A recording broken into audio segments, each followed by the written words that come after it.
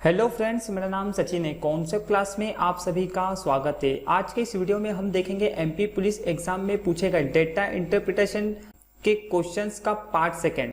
इससे पहले हमने पार्ट फर्स्ट में बार ग्राफ देखा था। आज के इस पार्ट में हम पाई चार्ट देखेंगे। सो प्लीज फ्रेंड्स, आप मेरे इस वीडियो को आखिरी तक देखिएगा, जिससे कि आपको यह पता चल जाए कि एग्जाम में किस प्रकार के क्वेश्चन डेटा इंटरप्रिटेशन से पूछे जाते हैं। और साथ ही साथ आप हमारे YouTube चैनल को भी सब्सक्राइब कर लीजिए, जिससे कि मैं जो भी न्यू वीडियो अपलोड करूं उसके सारे नोटिफिकेशन आपको मिल जाए। तो चलिए शुरू करते हैं आज का ये वीडियो।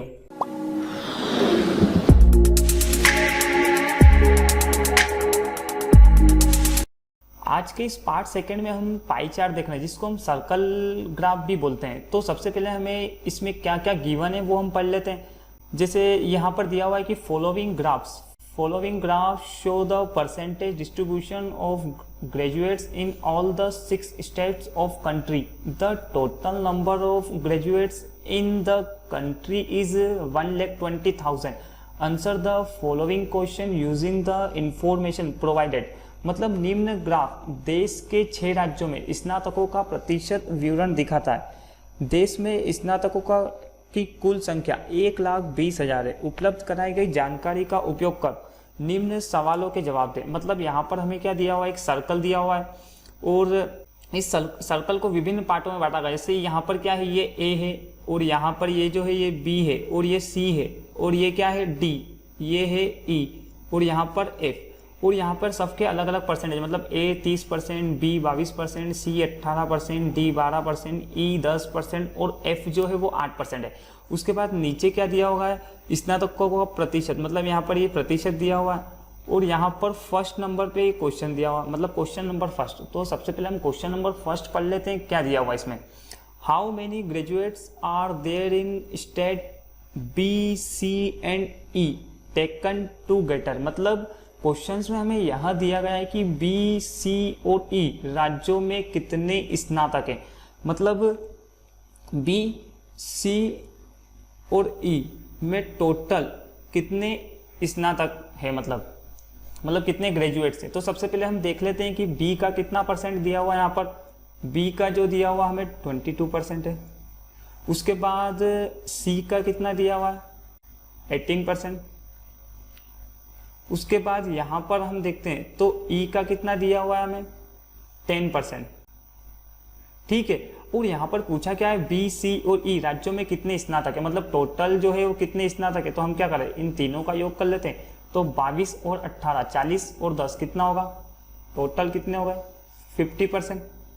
और टोटल जो देशों में स्नातकों की कुल संख्या है वो कितनी हमें दी हुई है, टोटल जो दिए हुए 1,20,000। अब हमें यहाँ पर क्या करना है, 1,20,000 का 50% निकालना, और वही क्या होगा, हमारा आंसर होगा। तो 50% निकाल लीजिए। तो 50% निकालेंगे मतलब क्या, 1,20,000 का आधा, तो कितना आएगा यहाँ पर 60,000, 60,000।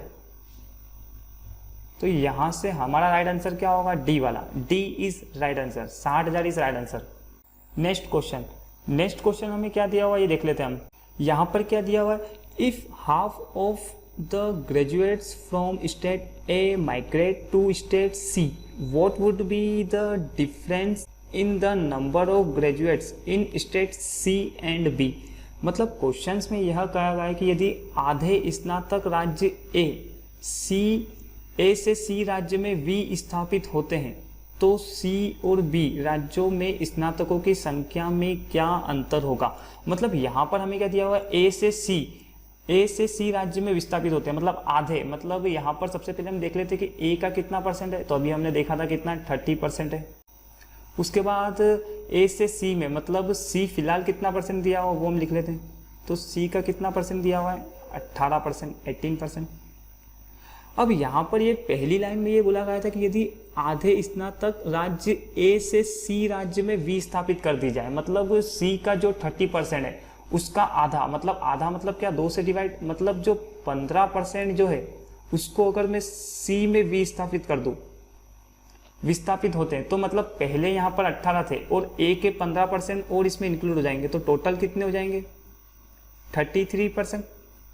हमने क्या करा यहाँ पर, अभी सिर्फ अकॉर्डिंग टू क्वेश्चन, मतलब जो हमें क्वेश्चंस में कहा गया था सिर्फ हमने वैसा किया। यहाँ पर क्या बोला है कि यदि आधे स्नातक राज्य ए से सी में विस्थापित कर दिया जाए, तो हमने कर दिए ए के जो आधे थे 15%, वो क्या करते हैं सी में विस्थापित कर दिए, तो सी का भाग बढ़ के कितना हो गया 33%। तो आगे बोला गया है तो बी और सी और बी राज्यों में स्नातकों की संख्या में क्या अंतर है। मतलब अभी हमें यहाँ पर पता है कि सी जो है वो अब कितना हो गया 33%, अभी क्या 15% बढ़ गया तो 33%। उसके बाद अब हमें यहाँ पूछा है कि बी राज्यों में, तो बी में कितना दिया हुआ है, बी का जो है दिया हुआ है वो है 22%। तो सी और बी राज्यों में स्नातकों की संख्या में क्या अंतर होगा, मतलब इन दोनों का अंतर कितना होगा वो हम देख लेते परसेंटेज में। या तो हम ऐसा भी कर सकते हैं कि 1,20,000 का 33% निकाले, फिर 1,20,000 का 22% निकाले, फिर डिफरेंस करें। लेकिन अभी हमें क्या करना, सिंपल परसेंटेज में हमें कॉन्सेप्ट को ईजी बनाना है। तो दोनों का डिफरेंस कितना होगा 33 माइनस 22 कितना हो जाएगा यहाँ पर 11%। अब हमें यह करना है कि 1,20,000 रुपये का 1,20,000 का एक 11% निकालना है। अगर परसेंटेज में हमसे पूछता है तो हमारा आंसर राइट क्या होगा 11%। लेकिन अभी हमें यहाँ क्या बताना है, देखो यहाँ पर हमारा ऑप्शन में क्या है 4,800, एक मतलब 13,200, 15,800, 1,900, तो यहाँ पर परसेंटेज में नहीं हो रहा। तो अभी हम क्या करें 1,20,000 का 11% ईजिली निकाल लेते हैं। तो क्या होगा 2 0 से 2 0, उसके बाद यहाँ पर क्या 2 0 बचे हुए, तो सबसे पहले हम 2 0 लिख लेते हैं। उसके बाद 11 का मल्टीप्लाई 12 में, मतलब 11 मल्टीप्लाई 12 कितना होगा 132, 132। तो यहाँ से हमारा राइट आंसर क्या होगा 13,200। तो B is right answer. I hope ये कॉन्सेप्ट भी आपको अच्छे से समझ में आया होगा।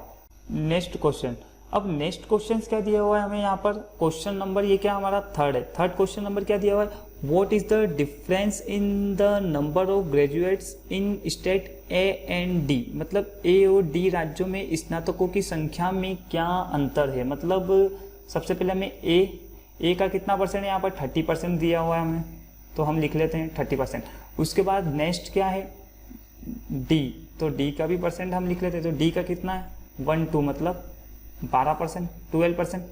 अब यहाँ पर पूछा है कि ए और डी राज्यों में स्नातकों की संख्या में अंतर, हमें डिफरेंस हमें ज्ञात करना। तो हम क्या करें यहाँ पर परसेंटेज में डिफरेंस निकाल लेते, तो कितना होगा 30 माइनस 12 कितना होगा 18%, मतलब 18%। ये क्या आ गया, हमें परसेंटेज में डिफरेंस आ गया।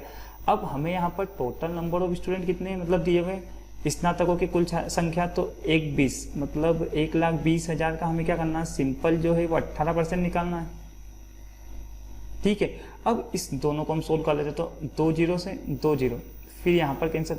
उसके बाद यहाँ पर बची क्या है 2 0, तो सबसे पहले हम क्या करें 2 टाइम्स 0 लिख लें। 18 का मल्टीप्लाई 2 में करेंगे कितना होगा 36, और हासिल कितनी हो जाएगी 3। 18 का मल्टीप्लाई 1 में और 3 कितना होगा 21, मतलब यहाँ से हमारा राइट आंसर क्या होगा 21,600, 21,600।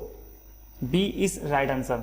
नेक्स्ट क्वेश्चन क्या दिया हुआ है हमें, मतलब क्वेश्चन नंबर 4 जो दिया हुआ है, how many graduates are there in the state F. मतलब राज्य एफ में कितने स्नातक हैं।